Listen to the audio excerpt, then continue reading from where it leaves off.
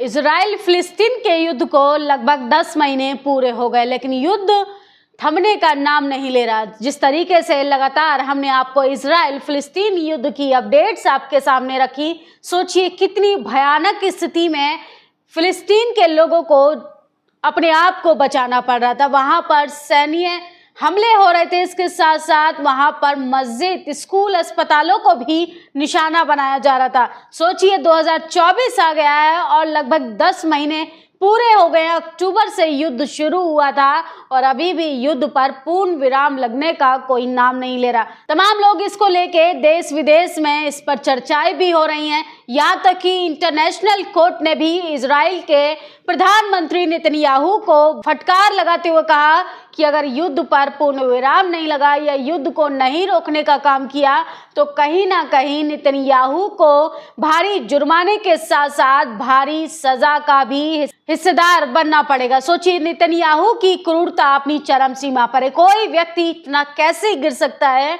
कि पावर में काबिज रहने के लिए, सत्ता पर काबिज रहने के लिए वो लोगों को, महिलाओं को, बुजुर्गों को, बच्चों को, यहाँ तक कि स्कूल, अस्पताल, मस्जिदों को, जानवरों को भी निशाना बना रहा है। और कैसे उसने फिलिस्तीन के आसपास के इलाके, गाजा पट्टी जैसी जगहों को शमशान में तब्दील कर दिया। सोचिए युद्ध के बलबूते पर इस दुनिया में कोई भी चीज हासिल नहीं की जा सकती। किस तरीके से फिलिस्तीनियों को मदद पहुंचाई जा रही थी और उस पर भी अटैक करने के लिए आगे आ चुका था इजराइल और इजरायली सैनिक जो लगातार अपनी क्रूरता का परिचय दे रहे थे। तमाम लोग सोशल मीडिया पर इसकी अपडेट आज भी दे रहे हैं और इन तस्वीरों को हम आपकी यूट्यूब की गाइडलाइन की वजह से नहीं दिखा सकते। तस्वीर इतनी भयानक है कि आप देखेंगे तो आपके रोंगटे खड़े हो जाएंगे। सोचिए युद्ध के बलबूते पर कोई प्रधानमंत्री कुर्सी पर बने रहना चाहता है, जबकि जरूरत है उसे जनता के लिए काम करने की, जनता के हक अधिकारों के लिए सोचने की, जनता की सहमति लेनी बहुत जरूरी है। लेकिन सोचिए नेतन्याहू को कोर्ट का फैसला भी सुनने से इनकार कर दिया। नेतन्याहू को इंटरनेशनल कोर्ट ने फटकार भी लगाई और उन्होंने कहा कि नेतन्याहू और इजरायली सेना जिस तरीके से युद्ध की नीतियों के खिलाफ जाकर युद्ध को बढ़ावा दे रहे हैं, ये काफी ज्यादा निंदनीय है और इसकी पुरजोर तरीके से देश विदेश में विरोध हो रहा है। यहाँ तक कि अमेरिका भी पहले इजराइल के समर्थन में था, जबकि जब इंटरनेशनल कोर्ट ने इजराइल के प्रधानमंत्री को फटकार लगाई तो अमेरिका ने खुद को इजराइल से अलग कर लिया था। लेकिन सोचिए अभी भी इजराइल जो है अपनी हरकतों से बाज नहीं आ रहा। फिलिस्तीनी स्कूलों पर वो आज भी बमबारी कर रहा है और लगातार अपने सैनिकों को भेजकर वहां के लोगों को निशाना बना रहा है, जबकि ब्रेड के एक टुकड़े तक के लिए वहां की जनता, वहां के मासूम बच्चे तरस गए हैं। दक्षिण और मध्य गाजा में इजरायली हमलों में 60 से अधिक फिलिस्तीनी मारे गए, जिनमें सुरक्षित क्षेत्र में रहने वाले लोग भी शामिल हैं। मंगलवार को सबसे घातक हमला मुवासी के दक्षिण खान यूनिस के बाजार की दुकानों की सजी मुख्य सड़कों पर हुआ, जो क्षेत्र का केंद्र और तंबू शिविरों से भरा था। सोचिए लोगों के लिए वहां पर शिविर सेंटर बनाए गए थे, जिनमें युद्ध के दौरान जिनके घर उजड़ गए, जिनका परिवार उनसे बिछड़ गया, ऐसे लोगों को वहां पर आशियाना दिया था और ऐसी जगह पर भी निशाना बनाने की कोशिश की जा रही है।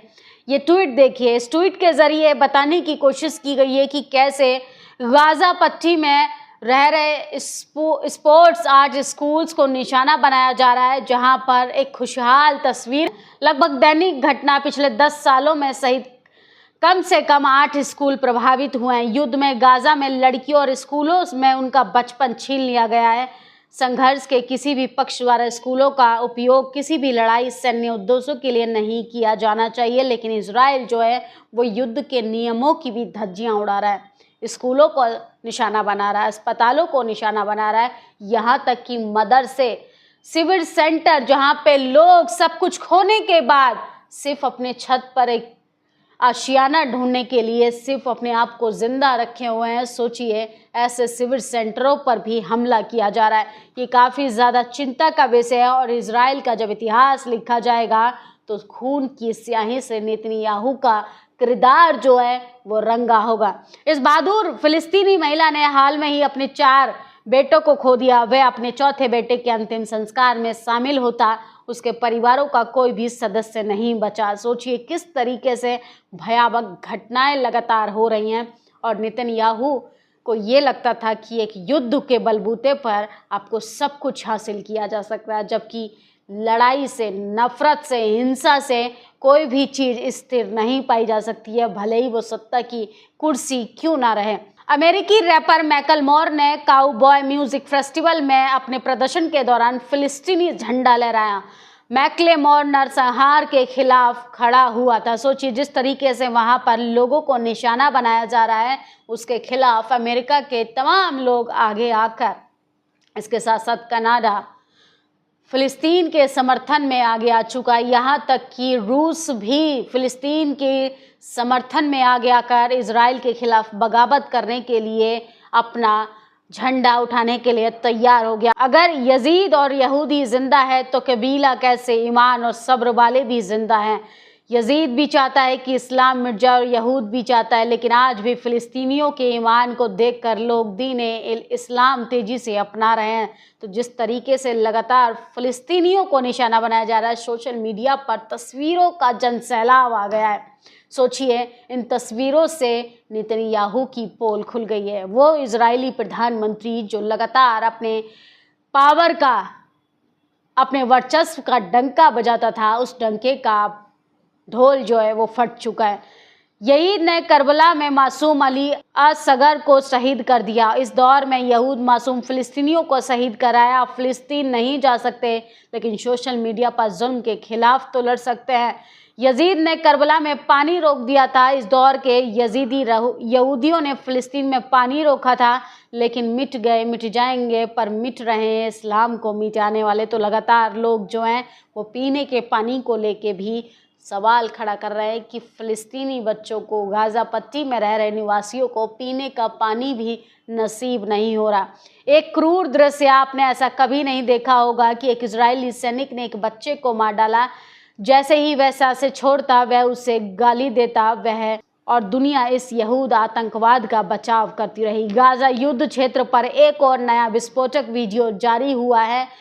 मुजाहिदीन पिछले 2 महीनों से रफा में इजरायली आतंकियों को मार रहा है, तो इजरायली सैनिक भी मर रहे हैं, लेकिन फिर भी इसके बावजूद भी नेतन्याहू जो है वो अपनी क्रूरता से पीछे हटने का नाम नहीं ले रहे हैं। यमन हौतीस ने समुद्र में इजराइल के एक जहाज को नष्ट करने का नया वीडियो जारी किया है।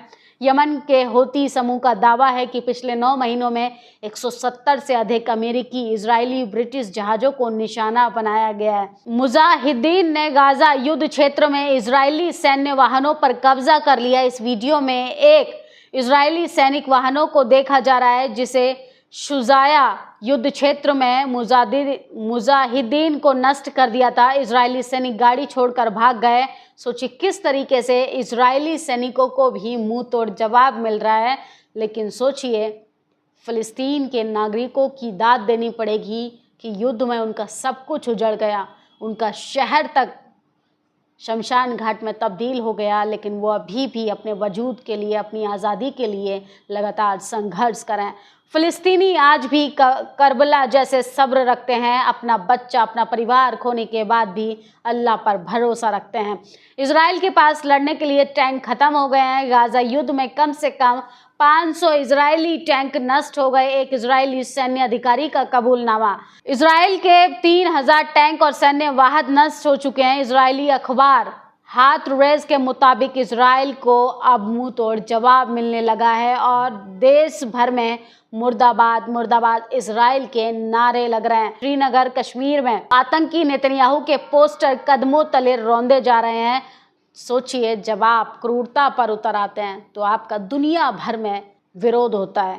ऐसा ही कुछ हो रहा है इजराइल के साथ, ऐसा ही कुछ हो रहा है इजराइल के प्रधानमंत्री नेतन्याहू के साथ। मैं फिर से वही लाइन दोहराना चाहूँगी कि ये देश या कोई भी सत्ता किसी युद्ध के बलबूते पर नहीं चलती, बल्कि बुद्ध की तरह नीतियाँ लानी पड़ेंगी जनता के लिए भी और अपने लिए भी। जिस तरीके से फ़िलिस्तीनियों को लगातार निशाना बनाया जा रहा है, उससे आने वाले समय में इजरायली प्रधानमंत्री अपने लिए कब्र खोदने का काम करें। इस खबर पर आप लोग अपनी प्रतिक्रिया ज़रूर दीजिएगा कि 10 महीने लगभग हो गए हैं, लेकिन युद्ध पर पूर्ण विराम आखिर कब लगेगा।